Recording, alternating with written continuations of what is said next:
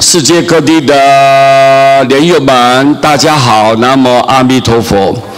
很多人呢都告诉我、提醒我，他说：“师父啊，很多法师啊，就讲很深奥的道理，他不见得他自己能做得到，但是他一直讲，一直讲，有些时候我们也听不懂。那现在怎么办呢？”他说：“广信法师啊，拜托你啊，要讲跟我们的生活息息相关的话题来告诉我们，督促我们。”这样，我说那我知道了。好，我们现在要跟各位推荐这一张师父写的墨宝，来跟各位大家互相做一个交流，彼此做一个互动。说见人善行都是世间法，看到别人有好的行为吧，他能够肯发心当义工，或者帮助道场、帮助穷困的人，对，很有爱心，很慈悲，发菩萨行为。哎呀，这个人太了不起了！对父母懂得孝顺，对朋友讲仁义、讲信用。哎呀，这个人太了不起！我们要多方赞美、赞叹他。我们要多多好好的鼓励他、赞叹他，见人家好处嘛。我们千万不要嫉妒，一定要赞叹他。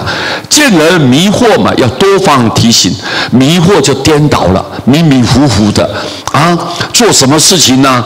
可能歪七八扭的，他走邪门外道，他不是一个光明正大的这么去走，所以迷惑了。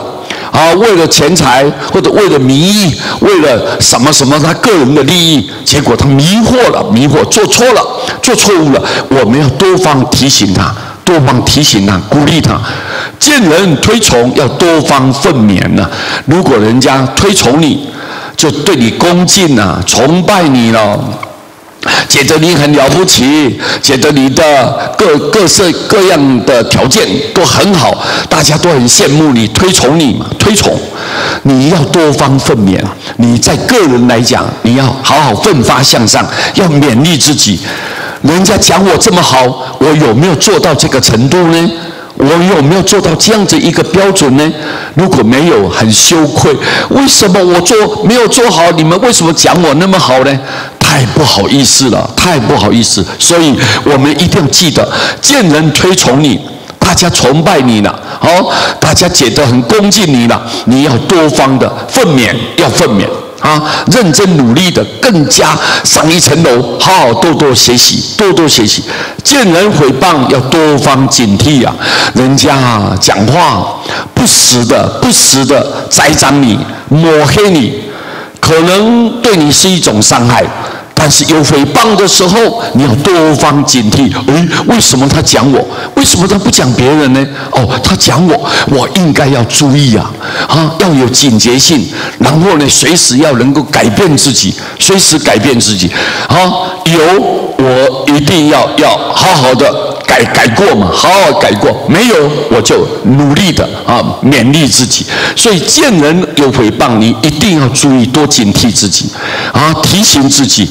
回光返照，要求自己。如果你能够这样的话，在人世间就减少了很多没有必要的误会跟灾难，没有必要，对不对啊？所以我们一定要多小心每一个人都要这世间法。